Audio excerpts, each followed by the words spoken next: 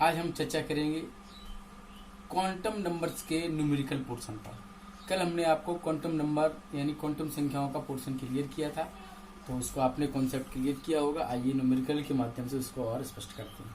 चलते हैं। नाइट्रोजन तत्व है जिसके अंतिम इलेक्ट्रॉन की चारों क्वांटम संख्या हमें ज्ञात करना है। तो साथियों, हमें नाइट्रोजन का परमाणु क्रमांक 7, इसका मीन है, इसमें 7 इलेक्ट्रॉन है।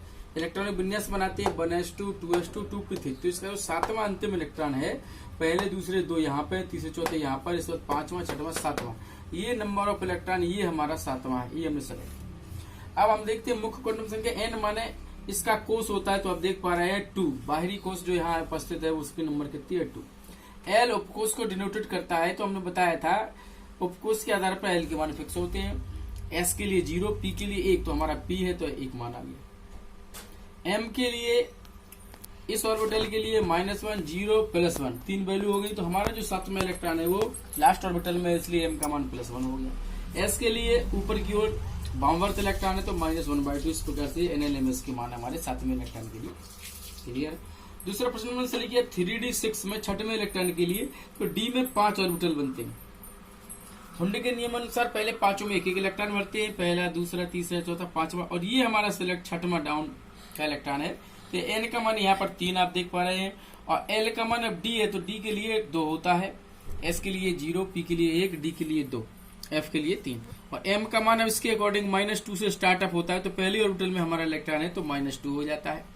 इसके बाद s का ये राइट हैंडेड इलेक्ट्रॉन है, डाउन वार्ड है, इसलिए -1/2 इसकी वैल्यू हो जाती है।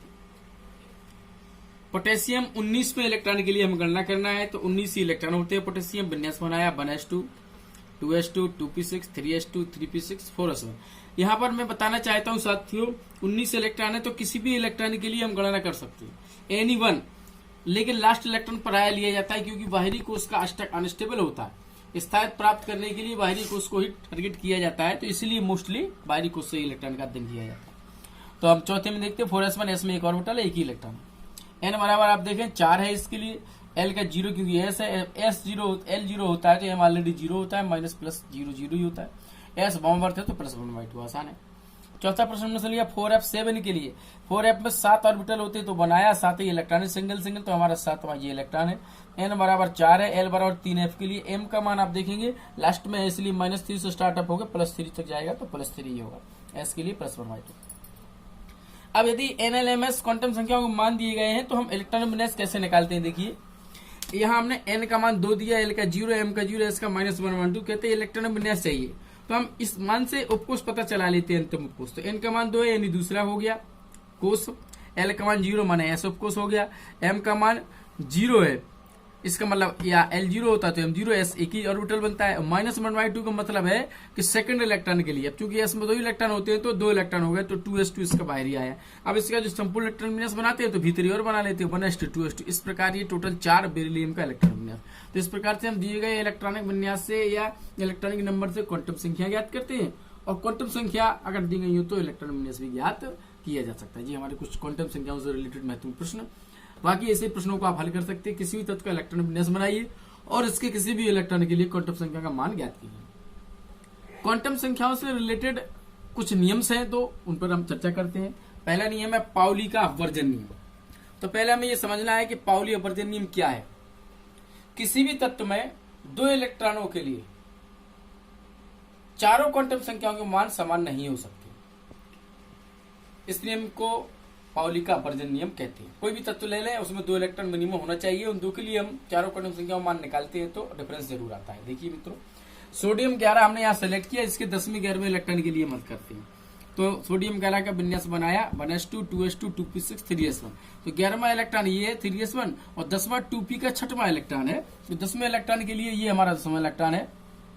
n का मान 2 है, l का मान p है 1 है, m का मान -1 से स्टार्ट होगा, +1 पर जाएगा तो +1 है, लास्ट ऑर्बिटल है।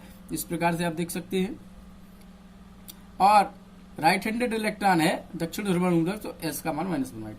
11 के लिए यहाँ तो सभी चेंज है, क्योंकि अब तीसरा कोष हो गया, एल का मान 0 एस है, एम का मान 0 एस है, भावार्थ प्लस, ये सभी वैल्यू चेंज हो गई। लेकिन नियर अबाउट भी हम देखते हैं अगर एस का मान भी चेंज हो जाता है तो हमारा नियम प्रूफ होता है। बस तो ध्यान रखना है किसी भी तत्व के 2 इलेक्ट्रॉन, ऐसा नहीं होना चाहिए कि 2 अलग अलग तत्वों के समान इलेक्ट्रॉन, नो, किसी भी तत्व के 2 इलेक्ट्रॉन। ऐसे ही एक HW भी किया है Cl17 के लिए 15 और 17 इलेक्ट्रॉन के लिए आपको करना है। जाहिर है उम्मीद है कि आप कर पाएंगे और पाउरी अपवर्जन नियम आपको क्लियर होगा। इससे रिलेटेड एक और है N+L नियम। N यहाँ मुख्य क्वांटम संख्या है, L द्वितीय क्वांटम संख्या है, इनके योग का एक नियम है जिसको N+ नियम या क्लच-कोवस्की नियम कहते हैं। इस नियम की सहायता से हम ये पता चलाते हैं कि इस उपकोष की ऊर्जा कम है और किस उपकोष की ऊर्जा ज्यादा है, कौन सा उपकोष पॉसिबल है, कौन सा उपकोष पॉसिबल संभव नहीं है। तो यहाँ नियम इस प्रकार है कि यदि भिन्न भिन्न उपकोषों के लिए N और N+L के मान ज्ञात करते हैं तो उस उपकोष की ऊर्जा निम्नतम होती है जिसके लिए N+L का मान निम्न होता है। कभी ऐसा भी आ सकता है कि N+L के मान 2 उपकोषनियों के समान आए। जब N+L के मान 2 उपकोषनियों के समान होते हैं तो जिसके लिए N का मान कम होता है उसकी ऊर्जा कम होती है, और जाहिर सी बात है जिसकी ऊर्जा कम होती है पहले इलेक्ट्रॉन उसी को दिया जाता है।